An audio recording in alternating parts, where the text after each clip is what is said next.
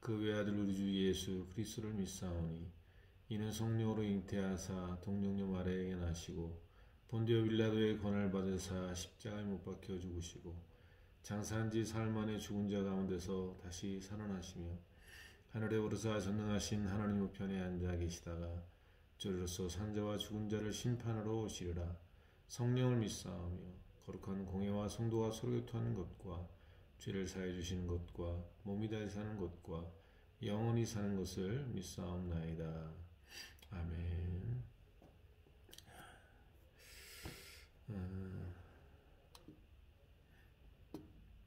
오늘은 좀 제가 좀 준비하는 게 좀 늦어서요. 오늘 하나님 말씀을 곧바로 이어서 보도록 하겠습니다. 우리 하나님 말씀은 느헤미야 2장입니다. 느헤미야 2장 우리 같이 보시겠습니다.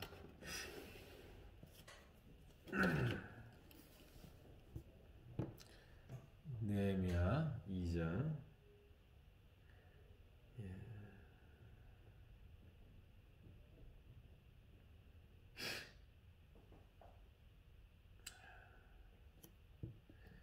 2장 전체를 다 읽을 수 없기 때문에 이렇게 좀 띄어 이렇게 읽도록 하겠습니다.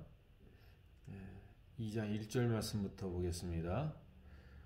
아닥사스다 왕 제20년 니산월에 왕 앞에 포도주가 있기로 내가 그 포도주를 왕에게 드렸는데 이전에는 내가 왕 앞에서 수심이 없었더니 왕이 내게 이르되 내가 병이 없거늘 어찌하여 얼굴에 수심이 있느냐 이는 필연 내 마음에 근심이 있음이로다 하더라.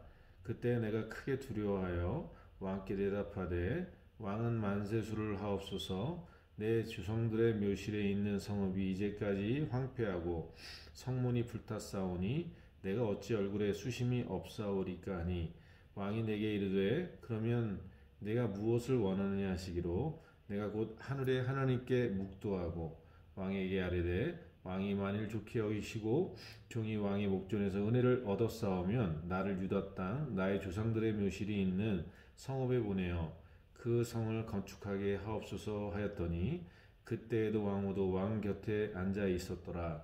왕이 내게 이르되 내가 몇 날에 다녀올 길이며 어느 때에 돌아오겠느냐 하고 왕이 나를 보내기를 좋게 여기시기로 내가 기한을 정하고 내가 또 왕에게 아뢰되 왕이 만일 좋게 여기시거든 강 서쪽 총독들에게 내시는 조서를 내게 주사 그들이 나를 용납하여 유다에 들어가기까지 통과하게 하시고 또 왕의 삼림 감독 아삽에게 조서를 내리사 그가 성전에 속한 영문의 문과 성곽과 내가 들어갈 집을 위하여 들보로 쓸 제목을 내게 주게 하옵소서 하며 내 하나님의 선한 손이 나를 도우심으로 왕이 허락하고 군대 장관과 마병을 보내어 나와 함께하게 하시기로 내가 강 서쪽에 있는 총독들에게 이르러 왕의 조서를 전하였더니 호론 사람 산발락과 종이었던 암몬 사람 도비아가 이스라엘 자손을 흥하게 하려는 사람이 왔다 함을 듣고 심히 근심하더라.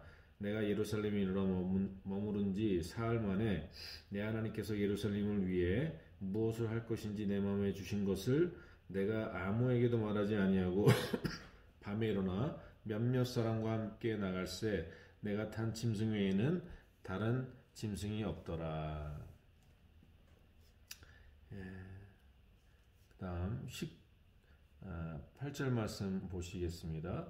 또 그들에게 하나님의 선한 손이 나를 도우신 일과 왕이 내게 이른 말씀을 전하였더니 그들의 말이 일어나 건축하자 하고 모두 힘을 내어 이 선한 일을 하려 하며 호론 사람 산발락과 종이었던 암몬 사람 도비아와 아라비아 사람 게셈이 이 말을 듣고 우리를 업신여기고 우리를 비웃어 이르되 너희가 하는 일이 무엇이냐 너희가 왕을 배반하고자 하느냐 하기로 내가 그들에게 대답하여 이르되 하늘의 하나님이 우리를 형통하게 하시리니 그의 종들인 우리가 일어나 건축하려니와 오직 너희에게는 예루살렘에서 아무 기업도 없고 권리도 없고 기억되는 바도 없다 하였느니라. 아멘. 오늘 느헤미야 2장의 말씀은 이 회복의 과정에서 하나님의 성전과 하나님의 백성과 예루살렘이 회복되어지는 이 여정 속에 이어지는 그 하나님의 경륜 속에서 또 이스라엘 백성을 향하신 하나님의 뜻 안에서 이제 그들이 회복되어져 가는 그 과정을 설명하고 있다. 우리가 오늘 이렇게 이해할 수 있겠습니다. 오늘 2장의 말씀은 1장에서 하나님 앞에 우리의 잘못으로 인해서 하나님의 성전이 무너지고 나라와 백성들이 죽게 되어지는 망하게 되는 이런 일들에 대해서 다 우리의 죄로 인해서 그런 일이 벌어졌다. 그래서 본래의 위치로 돌아가야 된다. 그것이 하나님의 종으로서 하나님의 백성으로서 하나님의 성도로서 우리가 하나님을 섬기는 종으로서의 이 성전을 회복하고 그리고 하나님을 온전히 섬기며 그의 말씀과 명령을 지켜 살아가는 삶으로 우리가 돌아가면 하나님이 흩어졌던 모든 것에서 우리를 돌아오게 하시고 우리를 온전케 치료하시고 회복하실 것이다. 이 믿음으로 하나님 앞에 이 느헤미야가 기도하고 하나님이 그 기도를 옳게 여기시고 의로 여기시고 그를 술관원 장이 되게 하셔서 왕의 최측근으로 그를 높이셨다. 이것이 1장의 내용입니다. 오늘 2장의 내용 속에서는 우리가 이 느헤미야가 하나님 앞에서 이 일들을 어떻게 회복해 나가고 어떻게 그 하나님의 인도하심을 따라가느냐를 우리가 주의 깊게 봐야 한다라는 사실입니다. 왜냐하면 오늘 크리스찬들이요 하나님을 경험하고 하나님을 만나게 되면 또 섣부르게 행동하는 게 굉장히 많아요. 내가 하나님의 말씀을 들었고 하나님의 은혜를 깨달았고 내가 천국과 지옥을 받고 내가 죽음에서 건짐 받았고 막 이러한 하나님의 은혜를 경험하고 나면 자칫하면 너무나 지나치게 내 의로 바뀔 수 있는 이게 사단의 굉장히 교묘한 전략 중에 많이 쓰이는 것들인데요. 좌절하게 하는 마음을 줘서 우리가 일어나지 못하게 하는 사단의 전략이 있는 반면 우리를 북돋아서 막 하나님보다도 더 앞서 나가도록 하는 그런 이러한 교묘한 인간의 의를 자신의 의를 육신의 의를 들러 부추겨서 하나님의 뜻을 거스르게 하는 그러한 잘못을 행하게 할 때가 굉장히 많습니다. 오늘 우리가 하나님의 교회에 문제가 일어나는 것들을 보면요 열심히 없는 사람 때문에 문제 일어나는 게 없습니다. 다 문제는 열심히 있다라고 하는 사람들에 의해서 터져 나오는 거예요. 내가 주를 위해서, 내가 하나님을 위해서라는 어떤 그러한 열정이 도리어 하나님의 교회를 무너지게 할 때가 또 많이 있다는 사실입니다. 오늘 우리는 느헤미야가 그 하나님 앞에 그러한 회개와 그러한 중심으로 하나님이 기뻐하실 일들을 마음에 두고 그렇게 있을 때 하나님이 그를 술관원장의 자리로 높이 올리셨습니다. 그러나 그러한 상황 속에서 이 느헤미야가 한 일은 뭐냐면 할렐루야 할렐루야 느헤미야가 오늘 보여주는 것은 뭐냐면 하나님의 인도하심과 하나님의 사인을 지극히 기다리는 하나님 앞에 철저히 낮아지고 철저히 그 하나님의 인도하심을 구하고 있는 느헤미야의 모습을 그 오늘 2장 1절 이하에 발견하게 되는 것입니다. 자, 그의 얼굴이 수심이 가득 찼다. 근데 그전엔 그렇지 않았다라고 얘기하고 있죠. 그전에는 수심이 차지 않았는데 수심이 찼어요. 왜냐하면 수심이 찬 상태로 있는 것은 그 문제가 풀리지 않고 그 아픔이 계속 남아있기 때문에 그렇습니다.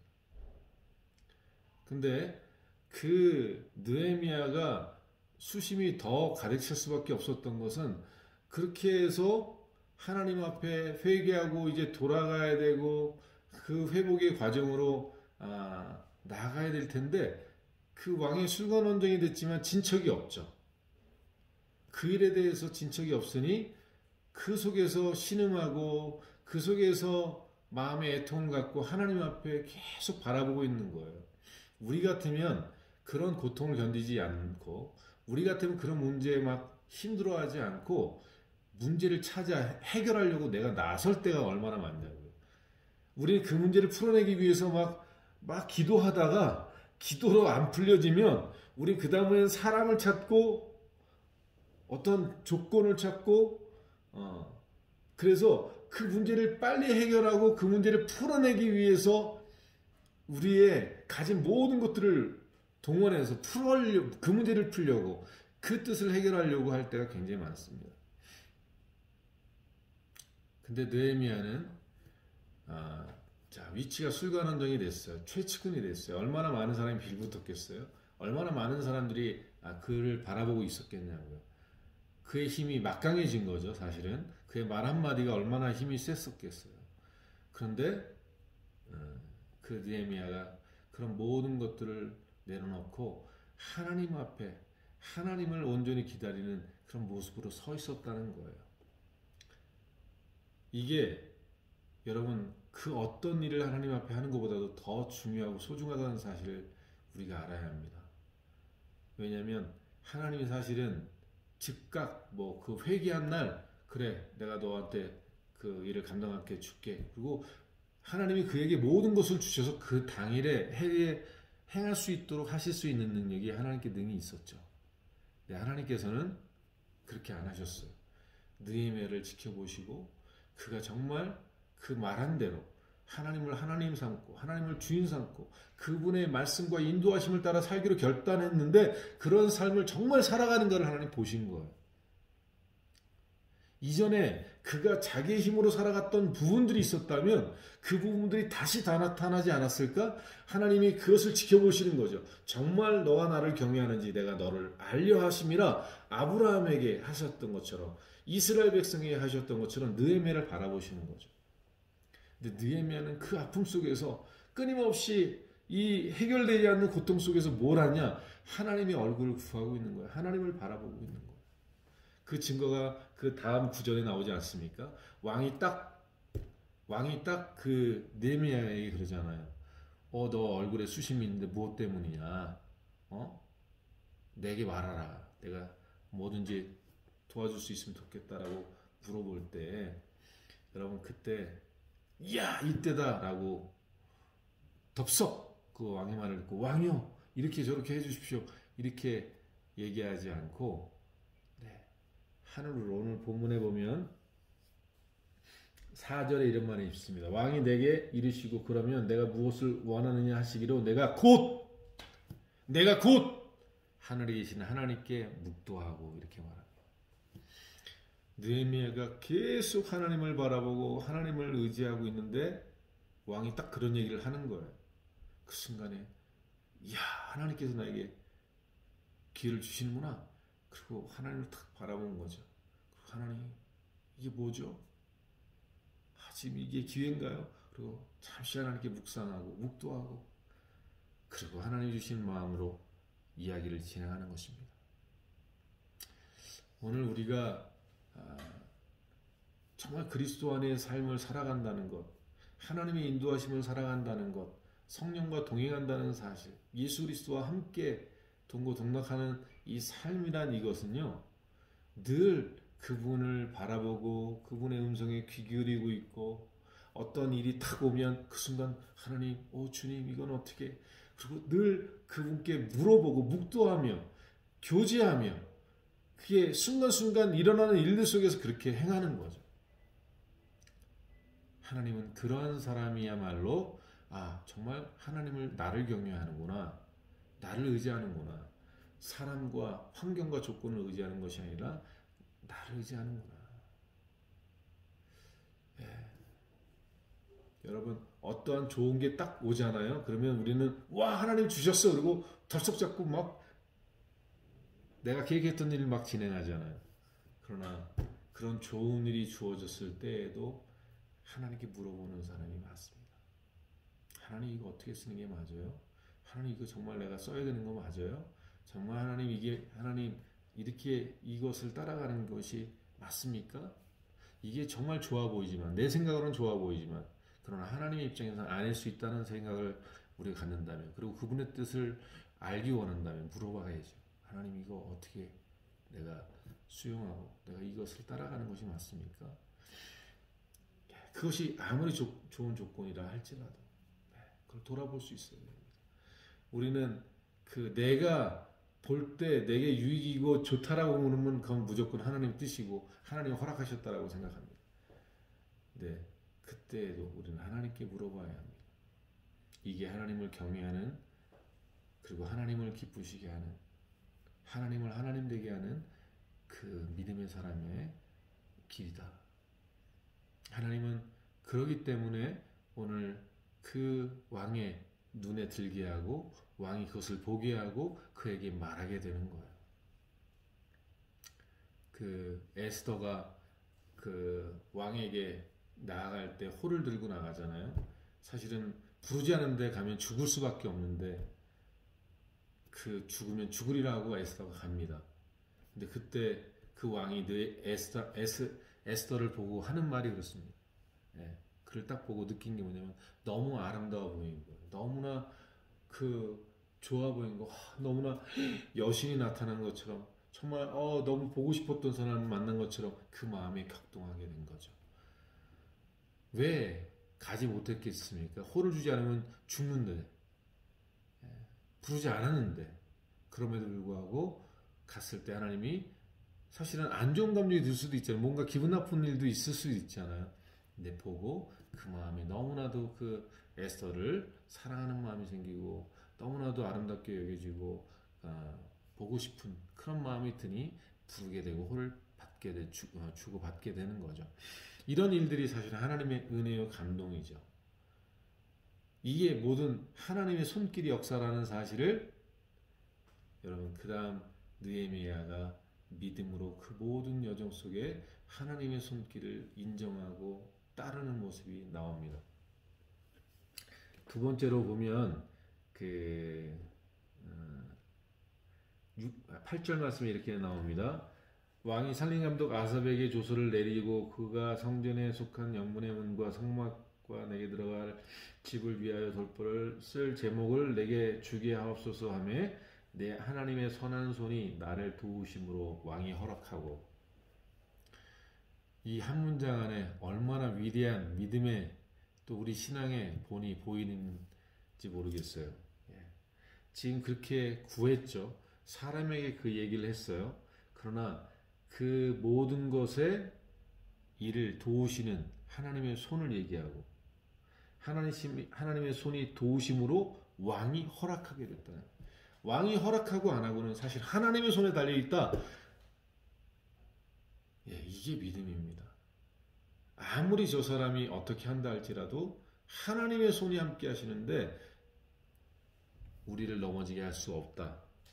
이 말이 오늘 본문 마지막 그 부분에도 나오지 않습니까? 마지막 절에 20절에 이렇게 말합니다. 이 이스라엘 백성들이 회복하고 바로 서려고 하니까 방해하는 산발렛이 있죠? 그에게 하는 말입니다. 20절, 내가 그들에게 대답하여 이르되 하늘에 하나님이 우리를 형통하게 하시리니 그의 종들인 우리가 일어나 건축하려니와 오직 너에게는 예루살렘에 아무 기업도 없고 권리도 없고 기억하는 바도 없다 하였느니라 라고 되어 있습니다. 하늘의 하나님이 우리를 형통케 하시는데 너희가 어떻게 방해하고 너희가 어떻게 나를 무너지게 할 수 있냐 이렇게 얘기합니다. 여러분, 우리가 믿음의 길 걸어가고 하나님의 인도하심을 따라감에 있어서요, 방해하는 것들이 너무나도 많을 수 있습니다.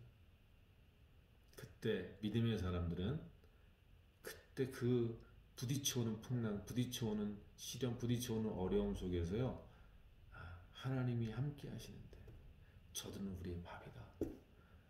비록 우리는 메뚜기고 저들은 거대한, 우리는 힘이 없고 저들은 강하지만 그러나 하나님이 우리와 함께 하시며 하나님께서 우리를 형통케 하신다면 누가 우리를 막을 수 있냐? 그러니 이 믿음은 어디서부터 나오겠어요? 하나님만이 이 세상의 주권자라는 고백 속에서만 가능한 이야기 아니겠습니까? 만약 그런 믿음이 없으면 이 산발랏 앞에 뇌물을 주든 아니면 아부를 떨든 아니면 뭔가 전략을 짜서 싸우든 이렇게 문제를 풀어나가지 않겠습니까? 그런데 느헤미야와 이스라엘 백성들은 그렇게 안 합니다. 하나님께서 형통하시는데 누구도 우리를 막을 수 없다. 하나님이 이 모든 일에 너희가 동참하지 않은 한 너희는 기억한 바 되지 않을 것이다 라고 담대히 선포합니다. 이게 우리에게 있어야 될 믿음입니다. 우리가 하나님의 인도하심을 따라 살아가고 정말 하나님의 주권을 믿는다면 하나님의 손이 역사하시고 하나님의 형통하게 하심을 우리가 얻는다면 누가 우리를 대적하겠냐. 그러니 우리는 하나님의 얼굴을 구하고 우리는 하나님의 비유를 맞추고 우리는 하나님의 뜻대로 살아가는 사람으로만 살아간다면 다다. 그러면 하나님의 선한 손이 우리를 이끌어 가실 것이다 라는 전제된 믿음이 있는 것입니다. 세 번째는요, 이 방해하는 사람들이 방해를 못했을까요? 뒤에 보면 그 밤에는 그 낮에 일을 할 때 한 손엔 창을 한 손에는 그 쟁기를 들고 일했다 이렇게 나오거든요. 이들이 계속 방해를 해요. 그래서 이게 지연이 되기도 합니다. 회복의 길이 지연되게 합니다. 그 방해하는 사람들 때문에. 그러면 여러분 우리가 하나님 뜻대로 살아가고 내가 하나님의 성령을 회복하겠다고 일하는데 왜 이런 방해하는 요소가 있냐? 그것도 하나님의 뜻입니다. 하나님의 뜻이 아니면 허락되어지는 게 없다는 사실을 인정해야 돼요. 지금 산발락과 이러한 반대 세력들이 지금 하나님의 성전을 회복하는 일, 이스라엘 백성이 회복되는 일을 방해하려고 하고 막 할 때 그것 때문에 그들이 하는 일이 뭐냐면 그런 것을 허락하신 그 하나님 앞에서요 더 기도하고 더 자신을 돌아보고 경성하는 일을 하는 겁니다. 더 하나님을 의지하지 않고 하나님을 순간에 놓치면 적들의 밥이 되고 적들의 침략을 받게 되는 이러한 상황 속에서요 깨어서 기도하고 하나님을 의지하는 그런 삶으로 나갑니다. 4장, 5장, 6장 여러분 보게 될 것 같은데 쭉 보십시오. 보면요 철저하게 자신들의 민족이 있었던 그 더러운 악과 우상들을 다 버리는 일들을 진행합니다. 그 과정에서 이렇게 하나님의 성전을 회복하는 과정에서 그 에스라 그 학자가 성경책을 발견해서 성경을 발견해서 봉독하고 읽어주면서 그들의 죄들을 다시 한번 되새기고 발견하면서 그 죄들을 끊어나가는 일들을 계속합니다. 사실은 그런 일에는 이런 산발랏과 같은 이런 적들이 계속해서 틈을 타고 있는 그 상황이 도움이 되는 거예요. 그런 그 이야기도 많이 듣지 않습니까? 태평양을 건너오는 그건 뭐라 하죠? 물고기를 가져오는데 그냥 가져오면 다 죽는다잖아요. 시들어서. 근데 그 안에 뭘 집어넣는다 그러죠? 그 다 메기를 집어넣나요? 뭘 집어넣으면 막 도망다니면서 싱싱하게 도착한다 하지 않습니까? 우리에게 고난이 있고 역경이 있는 건요. 우리가 깨어서 주님을 더 의지하고 더 하나님 앞에 겸비할 수 있도록 하시는 하나님의 그런 은혜와 섭리가 그 안에 있는 거예요. 왜 우리가 주님 뜻대로 사는데 이렇게 계속 방해가 있고 왜 이런 공격이 있지? 이렇게 따지는 것 자체가 하나님 주권을 인정하지 않는 거예요. 이것이 하나님을 마음 아프게 하는 거예요. 사도 바울이 기도합니다. 3번이나 하나님 이 가시를 내게 사단의 이 가시를 내게서 제해달라고 3번이나 기도합니다. 근데 하나님이 말씀하신 답은 그거예요. 내 은혜가 내게 족하다. 내가 약할 때 강합니다. 이렇게 말씀하십니다. 똑같은 맥락이에요. 우리가 그러한 어려움이 있기 때문에 더 하나님을 바라보고 의지하고 살아가죠. 또 그런 것들이 사라지면 또 변질되고 타락하는 일들이 벌어지는 거죠. 오늘 산발랏의 공격 그것을 우리가 받아들이고 내가 하나님 뜻대로 살고 하나님이 전능하심에도 불구하고 왜 우리에게 이런 일을 줄까에 대해서 그 반항을 하는 것이 아니라 그것을 허락하신 하나님 앞에 더욱더 깨어서 기도하고 그 속에서 더욱더 하나님 앞에 겸비하면서 그런 악들이 우리를 침범하고 우리 신앙을 무너지지 못하게 하기 위해서 거룩한 삶으로 더 나아가야 된다. 타협하거나 그것에 대해서 타협하거나 거기에 침몰되지 않고 그것 때문에 더 기도하고 더 하나님의 힘과 능력으로 일어나서 그것들을 대적할 수 있는 영적 파워를 갖는 것, 이것이 하나님의 뜻입니다. 성경에도 그러죠. 너에게 환난 당하면 기뻐하라잖아요. 왜냐하면 정 같은 믿음을 만드시는 하나님의 계획이 있다고 말씀하시지 않습니까? 여러분, 우리 주위에 고난을 주고 아프게 하는 일들이 있는 그런 환경들은요, 하나님 그것을 통해서 날 저 은금처럼 더 만드시고 더 하나님 앞에 낮아지고 더 하나님을 경외하는 사람으로 만들기 위한 하나님의 사랑의 계획이 또 담겨 있다는 사실을 고백할 때 하나님의 은혜가 임하게 되는 것입니다. 마지막으로 그 18절에 보면 또 그들에게 하나님의 선한 손이 나를 도우신 일과 왕이 내게 이런 말씀을 전하였더니 그들의 말이 일어나 건축하자 하고 모두 힘을 내어 이 선한 일을 하려 하매라고 되어 있습니다. 하나님의 일은요 혼자 못합니다. 그 일에 리더가 세워지는 일은 가능할 수 있습니다. 그러나 리더 혼자 하지 못합니다. 그 일을 같이 동역하는 사람들이 함께 할 때 비로소 역사가 일어나는 거예요. 하나님이 어찌 보면 그러한 자리까지 하나님이 훈련해 가시고 이끌어 가시는 과정이 또 있다라고 우리가 봐야 합니다. 하나님의 나라의 회복은요 혼자 하는 게 아니에요. 그래서 느헤미야가 우리의 죄라고 얘기하고 우리 조상의 죄라고 얘기하고 나의 죄 다 통틀어서 우리라는 개념으로 이야기하는 것은 공동체적인 사역이기 때문에 그래요. 하나님의 나라는요 혼자 하는 것이 아닙니다. 하나님은 그 하나를 택하사 민족을 이루시고 공동체를 만드시고 교회를 만드시는 거예요. 그래서 공동체적으로 연합해서 그리스도의 몸으로서 훗날 전 우주적으로 하나님의 그 통치 아래 한 몸으로 유기적으로 공동체로 조직된다. 천국은 그래서 싸움이 없고 미움이 없고 아픔이 없는 거예요. 하나님으로 말미암아 우리가 한 몸, 하나님과 연합된 온전한 몸으로 회복되기 때문에 그렇습니다.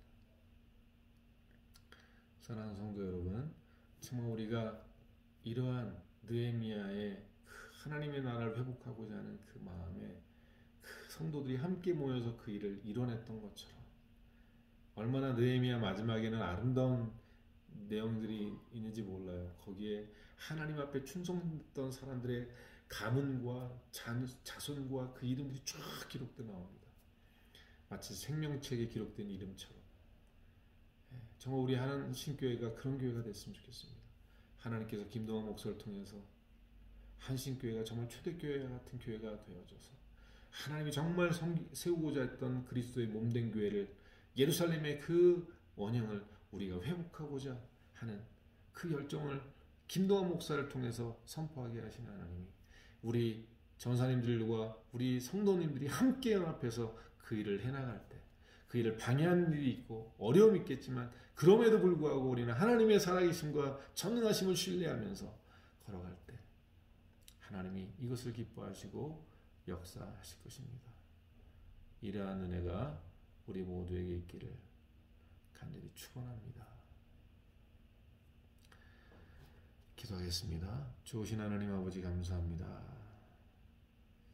좋으신 하나님 정말 우리가 하나님 앞에서 이런 느헤미야와 같은 믿음과 그와 함께 했던 믿음의 백성들과 같이 우리 한신교회가 하나님의 나라를 회복하고 하나님의 교회를 회복하고 주의 몸된 교회를 회복하고 그래서 이 마지막 시대에 하나님이 기뻐하시고 사용하시는 나라 민족의 삶을 만들어내는 미랄 될 수 있도록 하나님 축복해 주옵소서. 주님 우리에게 이와 같은 순전한 믿음을 허락해 주옵소서. 감사드리고 예수님의 이름으로 기도드렸습니다. 아멘.